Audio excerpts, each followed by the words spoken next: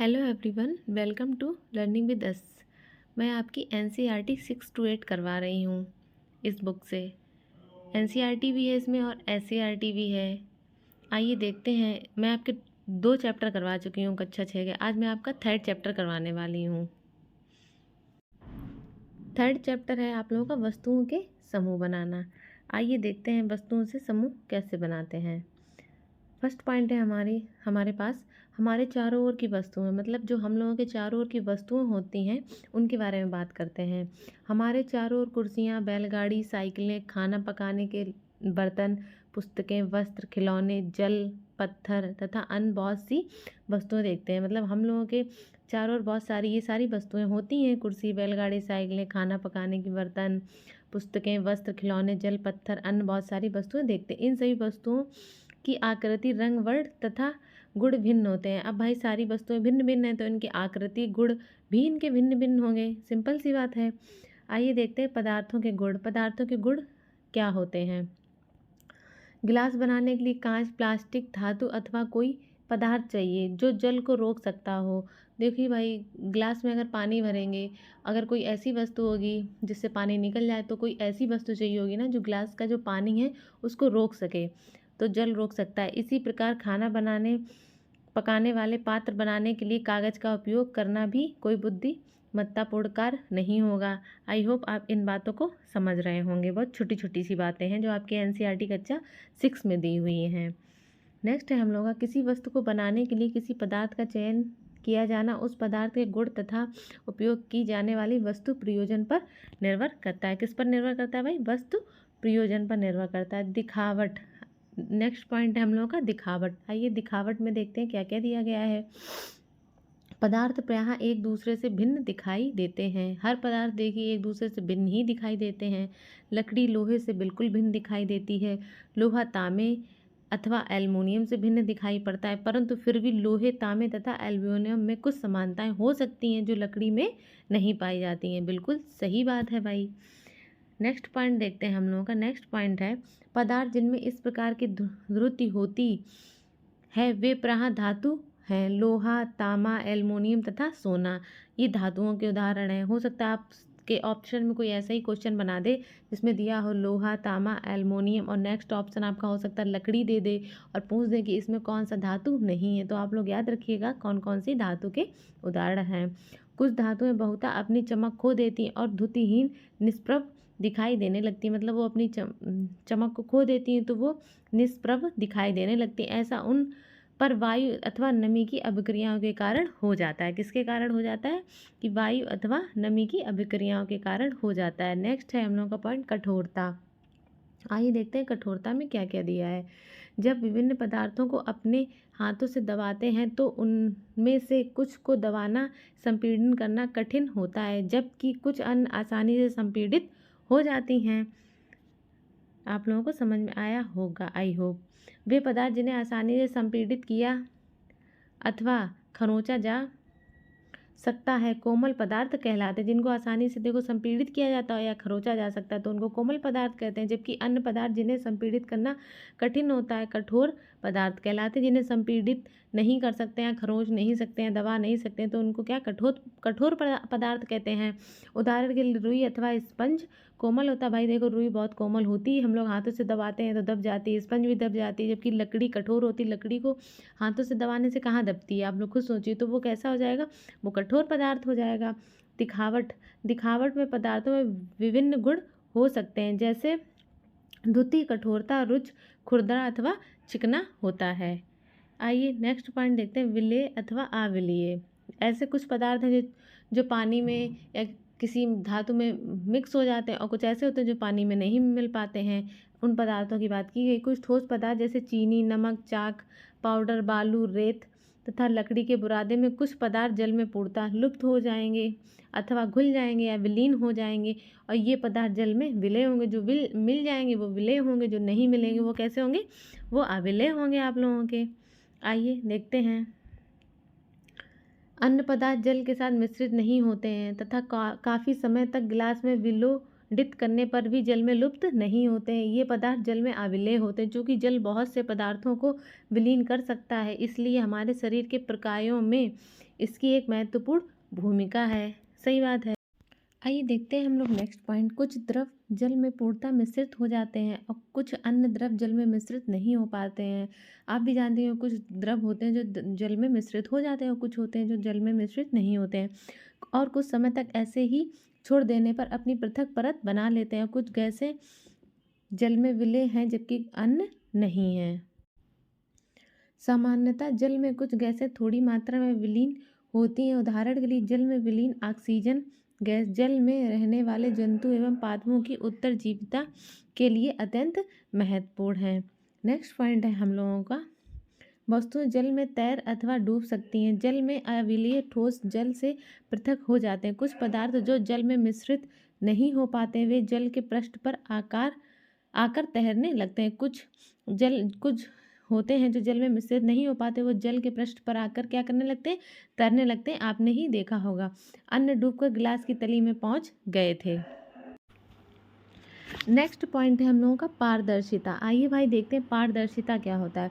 उन पदार्थों अथवा सामग्रियों जिनसे होकर वस्तुओं को देखा जा सकता है। ऐसे पदार्थ होते हैं या सामग्रियाँ होती हैं जिनसे होकर वस्तुओं को देखा जा सकता है, उन्हें पारदर्शी कहते हैं। कांच, जल, वायु तथा कुछ प्लास्टिक पारदर्शी पदार्थ के उदाहरण हैं। प्रायः दुकानदार बिस्कुट, मिठाई तथा अन्य खाद्य पदार्थों को कांच अथवा प्लास्टिक के पारदर्शी पात्रों में रखना अधिक पसंद करते हैं। आपने भी देखा होगा, आप लोग दुकान में सामान लेने जाते हैं तो कोई चीज़ हम लोग को नहीं भी लेनी होती है लेकिन वो पारदर्शिता वाले डिब्बों में रखा होता है, दिखाई देता है इधर उधर। पारदर्शी का मतलब क्या होता है, इधर उधर दिखाई देना।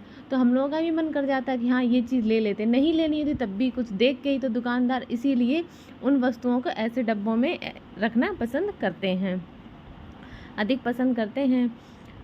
इसके विपरीत कुछ पदार्थ ऐसे भी हैं जिनसे होकर आप वस्तुओं को नहीं देख सकते हैं। इन पदार्थों को अपारदर्शी कहते हैं। कुछ ऐसे भी होते हैं जिनको आप नहीं देख सकते तो उनको क्या करते हैं, अपारदर्शी कहते हैं। ऐसे पदार्थ जिनसे होकर वस्तुओं को देख तो सकते हैं परंतु स्पष्ट नहीं दिखाई जाता, उन्हें क्या कहते हैं, पारभासी कहते हैं। पारभासी कैसे होते हैं, आपने कभी कभी देखे होंगे, कुछ शीशे ऐसे होते हैं खिड़कियों में लगे होते हैं हम लोगों के, या कहीं भी आप जाएं बहुत जगह देखा होगा तो वो शीशे तो लगे होते हैं पर इधर उधर उसमें साफ नहीं दिखाई देता है, थोड़ा सा धुंधला दिखाई देता है, तो उनको क्या कहते हैं, उन्हें पारभासी कहते हैं। अतः हम पदार्थों को अपारदर्शी, पारदर्शी तथा पारभासी के रूप में समूह में बांट सकते हैं। ठीक है, आइए नेक्स्ट पॉइंट हम लोग देखते हैं। नेक्स्ट है, पदार्थों की अपनी भिन्न दिखावट होती है तथा इनके जल अथवा अन्य द्रवों में मिश्रित होने के ढंग भिन्न भिन्न होते हैं। वे जल में तैर अथवा डूब सकते हैं अथवा पारदर्शी, अपारदर्शी और पारभासी हो सकते हैं। पदार्थों का समूहन उनके गुणों में समानताओं अथवा भिन्नताओं के आधार पर किया जा सकता है। किस आधार पर किया जाता है, समानताओं अथवा भिन्नताओं के आधार पर किया जा सकता है। आइए कुछ इंपॉर्टेंट फैक्ट देखते हैं हम लोगों का। किसी दिए गए पदार्थ का उपयोग बहुत सी वस्तुओं के निर्माण में किया जा सकता है। किसी वस्तु को केवल एक ही पदार्थ से भी बनाना संभव हो सकता है अथवा उसे विभिन्न प्रकार के पदार्थों से भी बनाया जा सकता है। भाई कोई वस्तु है या पदार्थ है उसको एक पदार्थ से ही बनाया जा सकता है और कभी कभी एक पदार्थ से नहीं भी बनाया जा सकता, विभिन्न पदार्थों से बनाया जा सकता है। आइए नेक्स्ट पॉइंट देखते हैं। विभिन्न प्रकार के पदार्थों के गुण भिन्न भिन्न होते हैं। भाई हर पदार्थ का गुण एक तो होगा नहीं, हर पदार्थ का गुण भिन्न भिन्न ही होगा। कुछ पदार्थ दिखावट में चमकदार होते हैं जबकि अन्य नहीं होते हैं, ये भी भाई बिल्कुल सही बात। कुछ खुरदरे होते हैं, कुछ अन्य चिकने होते हैं, चिकनों को मसूड़ भी कहते हैं। इसी प्रकार कुछ पदार्थ स्पर्श करने पर कठोर लगते हैं तो कुछ अत्यंत मुलायम भी लगते होंगे। ये तो आप लोग भली बात अच्छे से जानते होंगे, बहुत छोटी छोटी चीज़ें हैं। कुछ पदार्थ जल में विलय होते हैं जबकि कुछ अविलय होते हैं। कुछ पदार्थ जैसे कांच पारदर्शी हो जाता है, कुछ पदार्थ अन्य लकड़ी एवं धातु अपारदर्शी होते हैं और कुछ पदार्थ पारभासी होते हैं। ये इंपॉर्टेंट फैक्ट वो हैं जो हम लोग अपना पूरा क्लास पढ़ लेते हैं, पूरा पाठ पढ़ लेते हैं, फिर लास्ट में बुकों में इंपॉर्टेंट फैक्ट दिए होते हैं। आपने देखा होगा एनसीईआरटी में, तो वही यहाँ पर ये दिए हुए हैं। पदार्थों के उनके गुणों में समानताएं तथा भिन्नताओं के आधार पर समूहों में बांटा जाता है। वस्तुओं को सुविधा तथा उनके गुण के अध्ययन के लिए एक साथ समूहित किया जाता है। आइए देखते हैं पदार्थों का पृथक्करण। आइए देखते हैं पदार्थों का पृथक्करण क्या होता है। पदार्थों के किसी मिश्रण से पदार्थ को पृथक करते हैं। चाय बनाते समय चाय की पत्ती को द्रव से चलनित्र या छलनी द्वारा पृथक किया जाता है। ये तो हम लोग भी जानते हैं, हम लोग चाय बनाते हैं तो आपने देखा चाय की पत्ती को हम लोग छलनी से अलग करते हैं। आइए नेक्स्ट पॉइंट हम लोग देते हैं, शस्य कर्तन के समय अनाज को डंडियों से पृथक करते हैं। मक्खन को पृथक करने के लिए दूध या दही का मंथन किया जाता है। जिस प्रकार रेशों से बीजों को पृथक करने के लिए हम कपास को ओढ़ते हैं, तो हर पदार्थ को, हर वस्तु को अलग अलग तरीके से पृथक किया जाता है। आइए नेक्स्ट देखते हैं, यदि आपको रेत और नमक के मिश्रण से भरा कोई गिलास दिया जाए तो मिश्रण से रेत के कणों को हाथ से बीन कर पृथक करने का सोचना भी असंभव है। भाई ये तो बात सही है, अब रेत और नमक के कण को अगर मिक्स कर देंगे तो उसको हम लोग हाथों से अलग नहीं कर सकते हैं, असंभव वाली बात होगी। ये तो आप लोग भी समझते होंगे। किसी पदार्थ का उपयोग करने से पहले हमें उसमें मिश्रित हानिकारक तथा अनुपयोगी पदार्थों को पृथक करने की आवश्यकता होती है। कभी कभी हम उपयोगी पदार्थों को भी पृथक करते हैं, जिसकी हमें अलग से उपयोग करने की आवश्यकता होती है। आइए नेक्स्ट पॉइंट देखते हैं, पृथक किए जाने वाले पदार्थों के कणों को अमाप अथवा द्रव भिन्न हो सकते हैं। ये ठोस, द्रव, गैस भी हो सकते हैं। इसलिए हम किन्हीं पदार्थों के ऐसे मिश्रण का पृथक्करण कैसे करते हैं जिनके गुणधर्मों में अत्यधिक भिन्नता होती है। तो आइए देखते हैं पृथक्करण की विधियां भी हैं। हम लोग मतलब किस पदार्थ को किस तरह से अलग किया जा सकता है, तो हर पदार्थ को अलग करने की अलग अलग विधियां होती हैं। तो देखो दी हुई है पृथक्करण की विधियां। आइए देखते हैं हम लोग विधियां। कागज़ पर एक ही प्रकार के अन्न कण पाए जाते हैं। इसमें पत्थर के टुकड़े, भूसी, टूटे हुए अन्न कण तथा अन्य खाद्य कण हैं। हाथ से पत्थर के टुकड़े, भूसे तथा अन्न कणों को इससे पृथक कीजिए। आइए देखते हैं नेक्स्ट है हस्तचयन। हस्तचयन की इस विधि का उपयोग गेहूं, चावल तथा दालों से कुछ बड़े मिट्टी के कणों, पत्थर तथा भूसे को पृथक करने में किया जाता है। मतलब हम लोग हाथों से दाल साफ़ करते हैं, गेहूं साफ़ करते हैं, चावल साफ़ करते हैं, तो इस प्रक्रिया को हस्तचयन प्रक्रिया बोलते हैं, विधि बोलते हैं। आइए नेक्स्ट देखते हैं, ऐसी अशुद्धियों की मात्रा प्रायः बहुत अधिक नहीं होती। ऐसी स्थिति में हस्तचयन द्वारा पदार्थों को पृथक करना एक सुविधाजनक विधि है। बात सही है भाई। देखो छोटी मोटी चीज़ों को तो हम लोग हाथों से अलग कर लेते हैं, अब कोई चीज़ बहुत बड़ी मात्रा में तो उसको तो हाथों से अलग नहीं कर सकते, तो उनकी भी अलग अलग प्रक्रियाँ हैं। आइए देखते हैं कौन कौन सी है प्रक्रिया। पहली है थ्रेसिंग। थ्रेसिंग में देखते हैं हम लोग क्या होता है। खेत अथवा खलिहानों में गेहूँ या चावल की सूखी डंडियों के गट्ठर देखे होंगे। डंडियों से अनाज के अलग करने से पहले धूप में सुखाया जाता है। प्रत्येक डंडी पर अन्न कण चिपके होते हैं। ये तो आप लोग भी जानते हैं कि हर डंडी में अन्न कण चिपके होते हैं। डंडियों से अन्न कणों अथवा अनाज को पृथक करने के प्रक्रम को थ्रेसिंग कहते हैं। मतलब डंडी और अनाज को अलग करने की प्रक्रिया को क्या कहते हैं हम लोग? थ्रेसिंग कहते हैं। थ्रेसिंग द्वारा इसको अलग किया जाता है। इस प्रक्रम में डंडियों को पीट कर अन्न कणों को पृथक किया जाता है। किसको? डंडियों को पीट कर अन्न कणों को पृथक किया जाता है। अत्यधिक मात्रा के अन्न कणों को डंडियों से पृथक करने के लिए थ्रेसिंग मशीन का प्रयोग भी किया जाता है। भाई देखो जब हम लोग हाथों से नहीं कर सकते तो किस मशीन का? थ्रेसिंग मशीन का प्रयोग किया जाता है। तो इसमें आपका यही बताया गया। निष्पावन। निष्पावन में देखते हैं क्या होता है। किसी मिश्रण के अवयवों को इस प्रकार पृथक करने की विधि निष्पावन कहलाते। निष्पावन का प्रयोग पवनों अथवा वायु के झोंकों द्वारा मिश्रण से भारी तथा हल्के अवयवों को पृथक करने में किया जाता है। साधारणतः किसान इस विधि का उपयोग हल्के भूसे को भारी अन्न कणों से पृथक करने के लिए करता है। किस लिए करता है कि मतलब जो हम लोग का भूसा होता है, भूसे में कुछ अन्न कण भी होते हैं, तो उनको अलग करने के लिए इस विधि का प्रयोग किया जाता है। भूसे के हल्के कण पवन के साथ उड़कर दूर एकत्र हो जाते हैं, जबकि भारी अन्न कण पृथक होकर निष्पावन प्लेटफॉर्म के निकट एक ढेर बना लेते हैं। आइए नेक्स्ट पॉइंट देखते हैं हम लोग। नेक्स्ट है हम लोग का चालन। चालन में देखते हैं क्या दिया गया है। आटे के छोटे कण चलनी से छिद्रों द्वारा निकल जाते हैं, जबकि बड़ी अशुद्धियाँ चलनी में रह जाती। प्रायः आटे की मिल में गेहूं को पीसने से पहले पत्थर तथा भूसे जैसी अशुद्धियों को हटाया जाता है। हम लोग जानते हैं जैसे गेहूं को साफ़ किया जाता है, ये वही चालन की बात कर रहा है। साधारणतः गेहूं की बोरी को एक तिरछी चलनी पर डाला जाता है। चालन द्वारा पत्थर, डंडियाँ तथा भूसा जो निष्पावन तथा थ्रेसिंग के बाद गेहूं में रह जाते हैं को दूर किया जाता है। चालन विधि का उपयोग मिश्रण के दो ऐसे अवयवों जिनकी अमापों में अंतर हो को पृथक करने में किया जाता है। नेक्स्ट है अवसादन, निस्तारण तथा निस्यंदन। आइए देखते हैं इसमें हम लोगों का क्या दिया हुआ है। मिश्रण में जल मिलाने पर भारी अवयवों के नीचे तली में बैठ जाने के प्रक्रम को अपसादन कहते हैं। अपसादित मिश्रण को बिना हिलाए जल को मिली रहित उड़ेलने की क्रिया को निस्तारण कहते हैं। नेक्स्ट देखते हैं, यह सिद्धांत ऐसे द्रवों के मिश्रण को पृथक करने में भी उपयोग में लाया जाता है जो आपस में मिश्रित नहीं है। उदाहरण के लिए देखते हैं, तेल तथा जल को उनके मिश्रण से इसी विधि द्वारा पृथक किया जा सकता है। हम लोग जानते हैं कि तेल और जल को मिक्स नहीं कर सकते हैं, इनका मिश्रण नहीं, तो तेल और जल को अलग करने के लिए इस विधि का प्रयोग किया जाता है। यदि द्रव के ऐसे मिश्रण को कुछ समय के लिए रखा रहने दिया जाए तो वे पृथक पृथक परतों में बंट जाते हैं। इसके बाद वे अवयव ऊपरी परत बनाता है, इसे निस्तारण द्वारा पृथक कर सकते हैं। चाय को छानते समय चाय की सारी पत्तियां छन्नी में रह जाती, इस प्रक्रम को निस्यंदन या फिल्टर करना कहते हैं।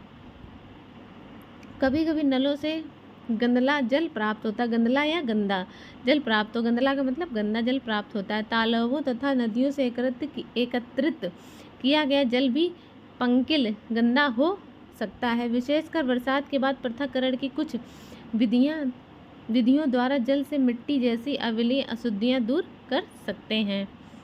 तालाब या नदी के पंकिल जल को यानी कि गंदे जल को कपड़े की सहायता से निस्यंदन करते हैं। कपड़े के टुकड़े में बुने हुए तागों के बीच में छोटे छोटे छिद्र अथवा रंध्र होते हैं। कपड़े के इन्हीं छिद्रों का उपयोग निस्यंदन के रूप में किया जा सकता है। यदि जल अब भी पंकिल है तो अशुद्धियों को फिल्टर पत्र द्वारा निस्यंदित कर सकते हैं, जिसमें और भी छोटे रंध्र हो सकते हैं। आइए नेक्स्ट देखते हैं, फिल्टर पत्र एक ऐसा निस्यंदन होता है जिसमें अत्यंत सूक्ष्म छिद्र होते हैं, मतलब उसमें जो हम लोग कपड़ा होता है उससे भी बहुत छोटे छिद्र इसमें होते हैं। आइए देखते हैं, फिल्टर पत्र को शंकु के रूप में मोड़कर कीप में लगा दिया जाता है। इसके पश्चात मिश्रण को फिल्टर पत्र के ऊपर उड़ेलते हैं। मिश्रण के ठोस कण इसके छिद्रों में से नहीं गुजर पाते तथा फिल्टर पात्र में ही रह जाते हैं। साधारणतः फलों तथा सब्जियों के रसों को पीने से पहले उनसे बीज तथा ठोस कणों को पृथक किया जाता है। निस्यंदन विधि का उपयोग घरों पर पनीर बनाने में भी किया जाता है। आपने देखा होगा, हम लोग पनीर बनाते हैं तो एक पतला सा कपड़ा लेते हैं, उसमें वो दूध डाल देते हैं तो मोटा मोटा जो होता है हम लोग का वो रह जाता है, जो पतला पानी होता है वो निकल जाता है। पनीर बनाने के लिए दूध को उबालने से पहले उसमें नींबू रस मिलाया जाता है। इससे पनीर के ठोस कणों तथा द्रव का मिश्रण प्राप्त हो जाता है। पनीर को इस मिश्रण से कपड़े या छन्नी से फिल्टर करके पृथक किया जाता है। आइए नेक्स्ट है वाष्पन। देखते हैं वाष्पन विधि में हम लोग का क्या होता है। जल को उसके वाष्प में परिवर्तित करने की प्रक्रिया को वाष्पन कहते हैं। जो जल है उनको वाष्प में परिवर्तित करने की प्रक्रिया को क्या कहते हैं, वाष्पन कहते हैं। जहाँ पर जल होता है वाष्पन की प्रक्रिया निरंतर होती रहती है। समुद्र के जल में अत्यधिक मात्रा में लवण मिश्रित होते हैं। इन्हीं लवणों में से एक लवण साधारण नमक है। जब समुद्र के जल को बड़े बड़े उथले गड्ढों से भरकर छोड़ दिया जाता है तो सूर्य के प्रकाश में जल गर्म होकर वाष्पन द्वारा धीरे धीरे वाष्प में बदलने लगता है। कुछ समय बाद सारा जल वाष्पित हो जाता है तथा कठोर लवण नीचे बच जाते हैं। जल देखो वाष्प हो जाता है तो सीधी सी बात है कि जल वाष्प बन के ऊपर उड़ जाता है, तो वो जो कठोर लवण होते हैं वो नीचे बच जाते हैं। तत्पश्चात इन लवणों के मिश्रण का और शोधन करके साधारण नमक प्राप्त किया जाता है। नेक्स्ट है पृथक्करण की एक से अधिक विधियों का उपयोग। आइए देखते हैं पृथक्करण की एक से अधिक विधियों का उपयोग कैसे करते हैं। प्रहा किसी मिश्रण में उपस्थित विभिन्न अवयवों को पृथक करने में केवल एक विधि का उपयोग पर्याप्त नहीं है। ऐसी स्थिति में हमें एक से अधिक विधियों का प्रयोग करने की आवश्यकता होती है। जब भाप बर्फ से ठंडी की गई प्लेट के संपर्क में आती है तो वह संघनित होकर द्रव जल बन जाती है। प्लेट के नीचे से बूंद बूंद होकर नीचे गिरने वाला यह जल संघनन द्वारा भाप बना है। जल वाष्प से उसकी द्रव अवस्था में परिवर्तित होने की प्रक्रिया को संघनन कहते हैं। जिस पात्र में दूध को उबाला जाता है उस पर ढकी प्लेट पर संघनित जल की बूंदों को देखा जा सकता है। जल किसी पदार्थ की कितनी भी मात्रा को घोल सकता है, मतलब जल होता है किसी पदार्थ को कितनी भी मात्रा को घोल सकता है। आइए देखते हैं, कई पदार्थ जल में घुलकर विलयन बनते हैं तथा जब हम उन पदार्थों को जल में विलीय कहते हैं, मतलब जो जल में हम लोगों का घुल जाता है उसको विलेय कहते हैं, जो नहीं घुलता है उसको अविलेय कहते हैं। आइए हम लोगों के अब देखते हैं कुछ इम्पोर्टेंट फैक्ट हैं। हस्तचयन, निष्पावन, चालन, अपसादन, निस्तारण तथा निस्यंदन मिश्रण से उनके अवयवों को पृथक करने की कुछ विधियां हैं। आइए नेक्स्ट पॉइंट देखते हैं। नेक्स्ट पॉइंट है हम लोगों का अनाज से भूसा पत्थरों को हस्तचयन द्वारा पृथक किया जा सकता है। भूसा अनाज से भरे बीजों से निष्पावन विधि द्वारा पृथक किया जाता है। ये हम लोग सारा जो चैप्टर में पढ़ चुके हैं उसी का इम्पॉर्टेंट फैक्ट है, ये एक जगह दे दिया गया है। किसी मिश्रण के कणों की अमाप में अंतर का उपयोग चालन तथा निस्यंदन प्रक्रियाओं द्वारा पृथक्करण में किया जाता है। आइए नेक्स्ट देखते हैं हम लोग। नेक्स्ट क्या है, रेत और जल के मिश्रण में रेत के बाहरी कण तली में बैठ जाते हैं और निस्तारण की विधि द्वारा जल को पृथक किया जाता है। तो जल आपसे यही पूछ सकते हैं जल को किस विधि द्वारा किया जा सकता है पृथक, तो निस्तारण विधि द्वारा किया जा सकता है। द्रव तथा उसमें अविलेय पदार्थ के अवयवों को निस्यंदन के उपयोग से पृथक किया जा सकता है। ये भी पूछ सकते हैं द्रव तथा उसमें अविलेय पदार्थ को किसके द्वारा अलग किया जा सकता है, तो निस्यंदन के द्वारा अलग किया जा सकता है। किसी द्रव को उसकी वाष्प में परिवर्तित करने की प्रक्रिया को क्या कहते हैं, वाष्पन। भाई कोई द्रव है उसको वाष्प में परिवर्तित करने की प्रक्रिया को क्या कहते हैं, वाष्पन कहते हैं। वाष्पन की विधि का उपयोग द्रव में घुले ठोस को पृथक करने में किया जा सकता है। किस में किया जा सकता है, जल में द्रव में घुले ठोस को पृथक करने के लिए किया जाता है। जिस विलयन में कोई पदार्थ और अधिक ना घुल सके वह उस पदार्थ का संतृप्त विलयन है, और जो घुल सके वो संतृप्त, जो ना घुल सके वो असंतृप्त होता है। ठीक है।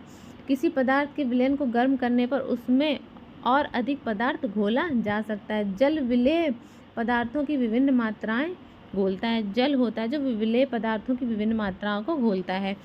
ये आपका थर्ड चैप्टर था।